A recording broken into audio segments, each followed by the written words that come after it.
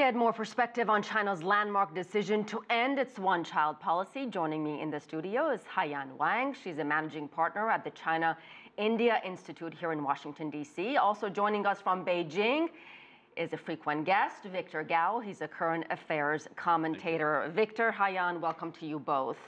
Victor, let me begin with you. Was this policy change inevitable? First of all, when this policy was adopted almost 40 years ago, it was actually meant for a total duration of about 30 years. Now I think it's about 35, 36 years already beyond the original design. And further, I would say, in human history, this one-child policy probably, whether you agree with that or not, that's another thing, but probably this is one of the best executed human plan ever. And the fact that it avoided about 400 million births in China was and is probably one of the largest achievements this country has made. And however, on the reverse side, there are also other consequences. And I think the government here and the nation here in China increasingly realized the downside of continuation of implementation of the one-child policy. And in that sense, it's inevitable. And the Big Bang event happened yesterday. And I think today, everyone in China is talking about it. Many of us are making fun of that. And many of us are talking about whether we should really prepare for the second baby or not. Haiyan, let me turn to you. I want to talk about the social aspect of this. The one-child policy, was the norm for so many years. Yes. Do you think it will be changed for couples to change their mindset and open their minds to perhaps having more than one child? Well, if you look at the other countries across the globe, regardless of religion, regardless of culture, regardless of geography, that as people get more affluent, as people get more educated, the birth rate declines. So that has been happening even in places like Africa, where rich families just don't produce more babies. So we will have to wait to see how much of an impact it will actually produce. And on top of that, there is real concerns about the costs for raising a kid and sending the kid to good colleges and finding jobs and et cetera. So because of overall the rising income, and I think that the impact may not be as significant as we wish to have, as we have already seen last January when the policy was relaxed. We didn't see that much eagerness to have the second child, even for families who are allowed to. So Victor, let me turn to you. What happens if this policy doesn't turn into a big jump in fertility?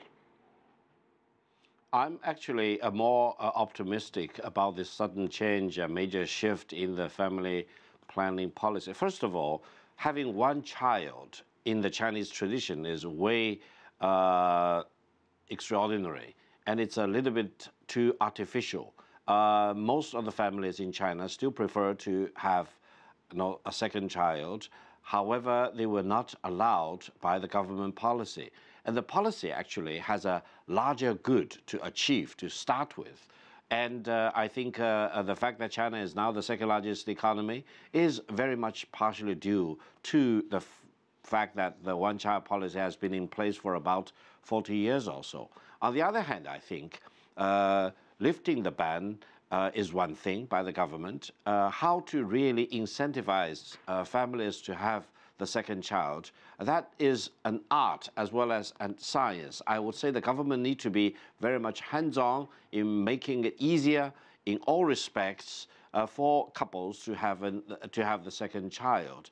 And I would say in the traditional Chinese family, having more babies is actually considered as a lucky sign, and having two babies is actually a very normal thing to do. So I would say it will be a normalization of the childbirths in China to start with, and with a little bit of government prodding and change in the tradition and culture, for example, and also government initiative, as well as society's more investment in kindergarten services, etc. It will really bring about a new trend in China. Well, Haiyan here is shaking her head, Victor, so I want to gauge her reaction. What do you think about what Victor is saying? And I think that Victor talked about the government providing more incentives, but we have to ultimately leave the choices to people. Now, what explains the fact that after January last year's relaxation of the one-child policy, we didn't see that many educated urban couples who are allowed to have the second child to jump on the bandwagon. And that is that if you look at the trend, the world population growth has been declining. That's primarily because of the fertility rate across the board. Rich economies, emerging economies has been declining. As people's education go up, as income go up, and people want to have more fun. And then the fertility rate goes hand in hand with declining with rising income, actually. In fact, Victor, in the 1970s, the fertility rate in China was already falling. So do you think it was really necessary to introduce the one-child policy back in 1979? Well, I would say even though the official policy of one child per family started in 1979 or so, however, the government started in the early 1970s to promote a lower birth rate in China, culminating actually in the one-child policy adopted as an official government policy. And I would say that's in the past, and now this big bang decision was made. And I think China as a whole, the Chinese society as a whole, many Chinese families just need to readjust to the new circumstance. And I would say for many couples, even if they want to have a second child, they do not need to, get pregnant tomorrow and get the child 9 months later. They can wait for a while. If there is no aging consideration, they can wait a couple of years or even 3 or 4 years. So I would say we need to be patient. However, this is really a major event in China, which will have impact on the Chinese civilization, Chinese society, Chinese culture for many years, if not many centuries to come.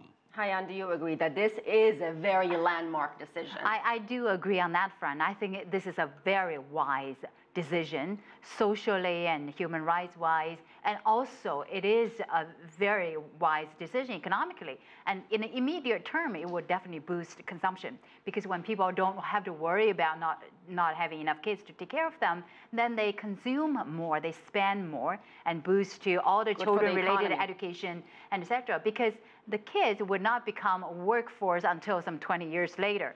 So in terms of reversing the declining trend of workforce, that impact will only happen some 20 years later. And long-term wise, it is good, because we know that GDP growth will come from the growth of investment, growth of productivity, but growth of population will also boost the GDP growth.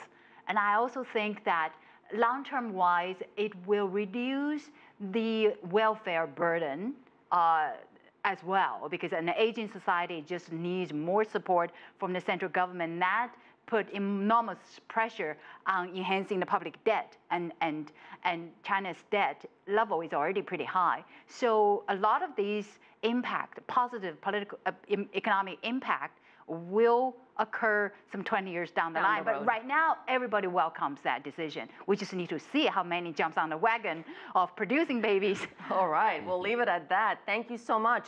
Victor Gao, Haiyan Wang, very interesting discussion. We appreciate both of you. Thank you.